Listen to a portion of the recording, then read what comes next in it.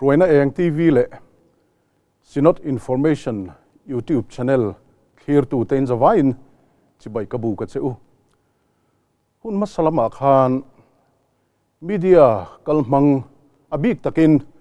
television le SNS tele social media chungchang kan soi to a zanina chuan heng media chi rang te zia rang hi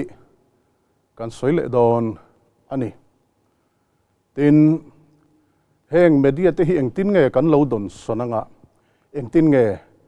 kan manang ti hi kan clear ho le don ani ole media tia kan soi de kha kalmang thumun amaro chu anni phung le mandane ro rang taksi anni loma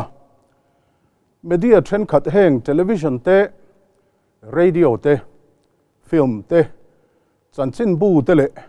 thakip chuak kan ti te hi chople chila chanlet mai thei anni hlom lova chuti lai ro chuan heng Facebook te WhatsApp te Instagram te Telegram te le Twitter te ro chu ti na na man zui ngal mai thei te anni thunga amang tu te an tho dan le ngong an nei dan po adang lam thei hle o me ole kan thu hlom khatna tan chuanin media lian anti te hi lo thlir masa ila heng television te radio te ni tin chanchin bu te le thakip chuak chanchin bu hi kan thlir ho tur ani anga heng kan han soitak te hi ngun takin han bi chiang ila tran lam nei an vor chua du le pholan du zong te chun na sat takatar langa anti lo zong te ero chu thiam lo chan tir thei tu ni om taka adiriam theyang bera tar lang mai du an ni fura hei hebik takin chanchin thar chua na lam a hian a hlur em ani tun hnai maya Mizoram le Assam ram ri chungchang news media chi rang ina an tar lan dan atang po khan a chiang hle ome rampum mai ni lo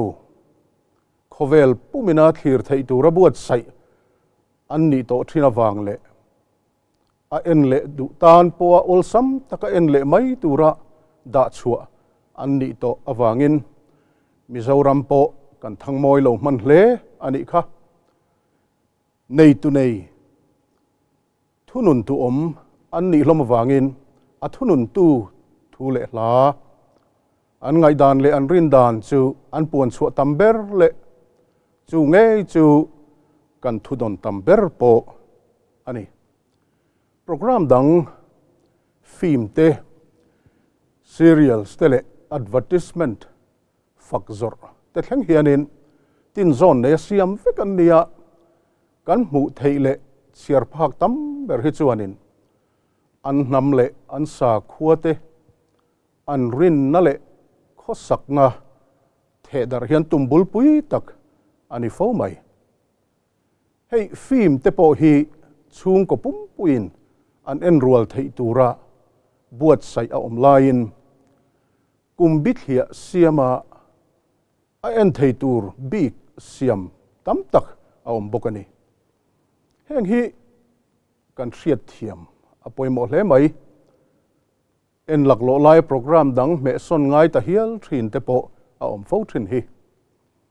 en tur bit hia thiam nu le pa enge moza tan om lain bit hia thiam hri lo enge moza an la om cheu bok ani en tiana pakhat lek han tar lang ta ilangin hei Mizorama cable network lo thlen tir lai khan kanu hian MTV kha ena phal lo thina kan puitlin nu te ti ve ila tun hun thleng po hianin khang ang channel kai noi han me chu chang hianin kanu phal lo channel ti hi alo lang le vat thin ani ten serial film an siam te po hianin min hruai thlen tumna an nei hlom veka kan nam bila siam chua kan la nei lo wangin nam dang sa kho dang te siam kan en na sa me maya kan nam nun phung ne na in mil lo le kan sa khuan na ne na sui zom ngai na om hau lo te nen lam hian tuna chuan kan en lo thei talawa chung te chuan na sa takin min hi bet mek ani kan riat hau lo hianin kan ni tin kho sak nga le nun phung te kan rin dan thlengin thui tak alo kai hruai thei thin alo nia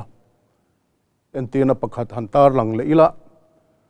tun lai hian khot sak lam zai thiam pol lar tak tak an oma nau pang sikul lakal rual po nilo chung ho tanen lam chuan a fan ne hle maya Blackpink kan ti te BTS ti te chu no pang trong thei tir te point an lam zin pol tak alo nia a hla thuam zian riat thiam hau lo te chu ne takin an lo zom zat zat thei ni heng te po hi ti mu tu om lo chuan in riat ngot ngai na kha omina lang lova an thil mu zin hianin an ril ru chun na sat takin akai hruai ti chiang tu tak pakhat ani tin fakzor katimaya advertisement hianin eng media a mai po hianin mun alu nem em maya hei ni tin chan chin buwa te heng te hi hian ke vila a phek an odel dul mai ani hi mit nge ya kan mu thei benga kan hriat thei abik takin heng television a tele social media chi rang a te hian enge mozat mu tur eng lai point a om renga fakna tel lo hian program a chuak thei lo ni ta ber mai heng fakzor te hian kan mamo tam tak min chhop chhuah sak rualin kan mamo lo tam tak min chhop chhuah sak bok ani alo thir turil ru ne thei ber tura buat sai ani hlom veka wangin mamo bak du na o na suala mi a hruai lut thei ani tin fakzor mang hian media chi sang te hian in sum tam tak an la luta a siam chuak tu te hian sum tam tak pe in an fakna kal tlanga thil lei tu te tangin chunga an sen so te chu an ru let le thin an tia thil siam chuak tu ten an thil zor chu ani na ba ka tha a fakin a thir tu te chu leinge turin an fuya chu an thil zor chuan leya an lo man chuan chan tha chang turang hia la tiam na lem an tiam fo thin ani ei tur ani emo hak tur ani emo noi tur ani emo khal tur ani emo no pang in om tleina tur thleng point a om thayang ber a tui thayang berin anal thayang berin a it om thayang berin a moi thayang berle a chak om thayang bera pholangin nor lui pu ka min nuk lut fo thin ani heng India ram ang mi pui tam zok re thei nai na la tuam na hun an tin zone te hi an thil zor lei phak tu te chu mitlem te an nia mi ho safal chung ang lei thei tur te chu an tin zone ania amaro chu chung an thil fak zor na an chuan na man sen so zong chu mi pui a lei tu minol pui tel thil lei tu ra khan a be vek to wangin mire thei ber point chung an fak zor man chu kan lo pe ta trau thin ani heng awang tak te hian ai an tu le mu tu te hianin alai tan da ne ro chu kan thiam a poimo ta em ani soi tu ra tam hle mai eng po ni sela zir tur zir chuak zong le riat tur tha hretam zonga thlir tu ni hi kan tumber tur ania media chi rang kan man dan hian a thalama asang zong in min vor chho nge at chelama puka min nuk lut ti hi ngai tu tak angai ani tuna kan hlimpui le kan tuipui zong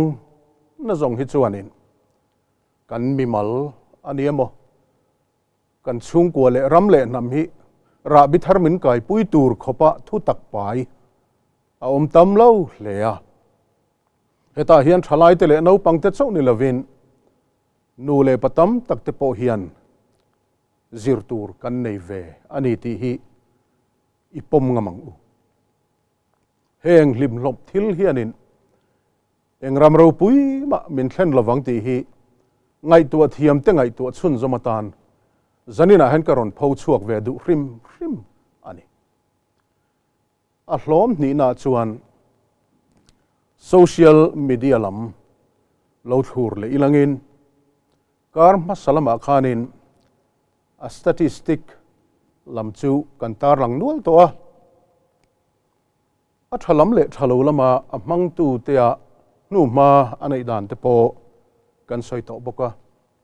zanina he chuanin alo don sondar tur le mandan tur soi hi kan tum ber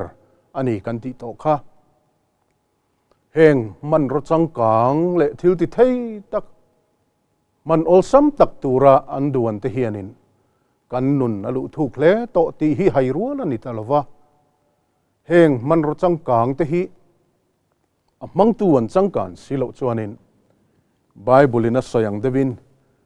dari mai mayamo dar ben thekri mai mayamo koloni yang atiang kha kan ni thei don ani Facebook ani emo Instagram ani emo WhatsApp ani emo Twitter ani emo YouTube po Telegram po ni se amang tuina ataksa rilru le tharau thatnan aman thiam silo chuan amang tu ti kholo na mon ro that tak amang tu engma lawa siam thei khol chang kang tak ani ringot mai don ani heti anga thil ti the siam tu po hi amang tu te kan ni ti kan soi to kha mani luka media chi sang manga kan nam minga hliau viau lai khan kan zinga media vek manga nam natlang kova khovelin kan thiam chan zia an riat pha na khophia la thok rim te kha ka ngai sang ngot mai dik lova thiam chan tum na lam ni lo kan dik na tar lang tura an trang kai thei na zona lo trang tlat te kha thil danga po ramle nam hum him na le chan chin thati darna konga te hianin an tha han tho le tak sela chuan dar kar rei lo te chung hianin top trending atling le ngei don boxia avat hadon te lul em boy pui tham i suwa kan nei hi heng kan man thiam media zong a hian han boy pui luai tamai ilangin i suwa hero pui ngotang le social media te hi athalam le athalo lama an thil ti theina hi a in chen chia a mang tu mandana zira thale thalo mai ani ti hi ka soidu ani hei hi ring tu thil thatia ta na siam te hianin a thazong mang tu tam tak nei tu rama kan lak tana hun ta tak zeta mi zo te hi thil in ti mu nam kan ni anti fawa dik na china nge yang a thazonga mangtlat tur thalai la in thukru si te hi ron in tar chuak vat to sela ti hi kan trong trai na tur tak pakhat ani bokang mang tu tam tak ten kan don son dana keima ni tiat thiala kan lo don son thina wangin chu chuan a hlut na a tipunga a mang tu a hne dan